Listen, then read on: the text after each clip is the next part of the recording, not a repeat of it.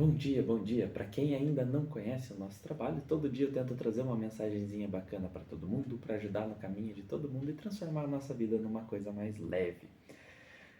E se puder, compartilha, curte, comenta, porque dá uma ajuda para a gente manter esse nosso trabalho, nosso ânimo. Hoje é o dia 177, a mensagem de hoje é agente de transformação. Quando a gente tem fé, os problemas se tornam oportunidades para a gente poder viver milagres.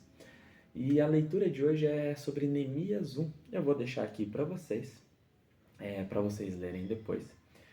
E eu vou já dar meu parecer já, porque essa mensagem é muito bacana e ela tem muitas lições para a gente poder tirar. No começo de Neemias 1, ele recebe as más notícias sobre o povo judeu em Jerusalém. Então a miséria, os muros derrubados, a situação está muito feia.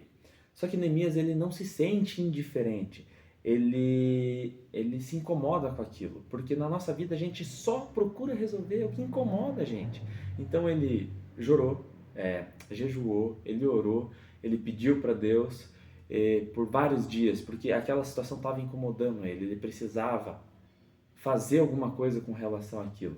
E aí vem uma outra coisa muito bacana que a gente precisa se adequar e entender.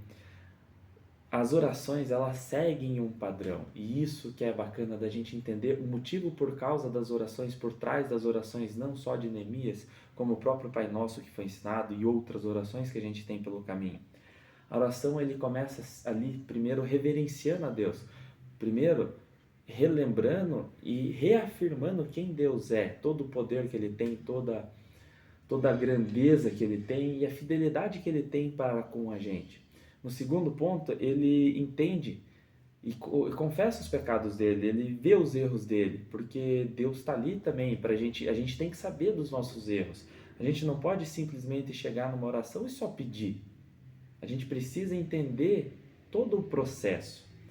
Aí no terceiro ponto ele pede um apelo, né? Ele faz o apelo, ele faz o pedido dele ali, ele relembra das promessas que Deus fez ao povo desde sempre. E ele conclui pedindo que Deus lhe dê graça e favor diante do rei persa, para que ele possa, ele mesmo, fazer o que tem que ser feito. Então a gente divide em 4 momentos. O primeiro momento, o reconhecimento de quem Deus é, o reconhecimento de tudo que Ele é capaz, de tudo que Ele tem prometido com a gente. O segundo ponto, que a gente entender que a gente é falho, sim, mas que a gente quer mudar, que a gente tem esse desejo de mudar. Porque se a gente não reconhece que a gente é falho, a gente não vai mudar. Se a gente não se incomoda com os nossos defeitos, a gente não vai mudar. Se a gente não se incomoda como o mundo roda, como o mundo funciona, a gente não vai fazer esforço para mudar esse mundo. Então, a gente precisa ter essa confissão dos nossos pecados, entender os nossos erros. E daí sim, a gente faz, né? A gente lembra das coisas que a gente precisa, da força que a gente precisa. E por fim, a gente mostra o nosso propósito, o que a gente vai fazer para aquilo acontecer. Então, voltando a vários vídeos que a gente sempre trata, você precisa ter a fé, saber o Deus que você acredita, saber tudo que Ele é capaz, do extraordinário, do incrível, do maravilhoso. Aí você precisa ter a obediência, que é procurar entender e discernir a palavra dele. E você precisa ter a ação, você precisa fazer as coisas. Você precisa entender aquilo e fazer. E daí sim as bênçãos elas vão vir. Agora, se a gente não seguir esse passo a passo, as coisas não vão acontecer da maneira correta na nossa vida. Se a gente não obedecer a Deus, às vezes a gente está, assim como Abraão, que desobedeceu a deixar a sua parentela e levou Ló. Ele já estava na terra prometida, ele já estava vivendo a promessa, só que pela desobediência dele, ele não enxergou que ele já estava dentro da promessa. Então a gente precisa ter esses pilares muito bem estabelecidos na nossa vida. A fé, a obediência, a ação. Porque daí as coisas sim acontecem. E vão acontecer de maneira extraordinária. E a gente, mais uma vez falando, a gente tem que procurar o mundo com os olhos de transformação. Só que essa transformação ela tem que vir primeiro de dentro. Primeiro eu tenho que me transformar, eu tenho que buscar reconhecer os meus defeitos, reconhecer no que eu posso melhorar para cada dia tentar melhorar mais, procurar a melhoria contínua. eu melhorando, eu consigo influenciar as pessoas que estão ao meu redor a serem melhores. E a gente influenciando as pessoas ao nosso redor a serem melhores, a gente vai transformar o mundo. Porque daí cada uma dessas pessoas vai influenciar novas pessoas a serem melhores. E assim o mundo será transformado. Só que eu só consigo ver isso se eu saber do que eu tenho que melhorar e se alguma coisa realmente me incomodar. Porque a gente não resolve o que não incomoda a gente. Se eu estou vendo aquilo ali acontecer e para mim não faz diferença, por que eu vou resolver?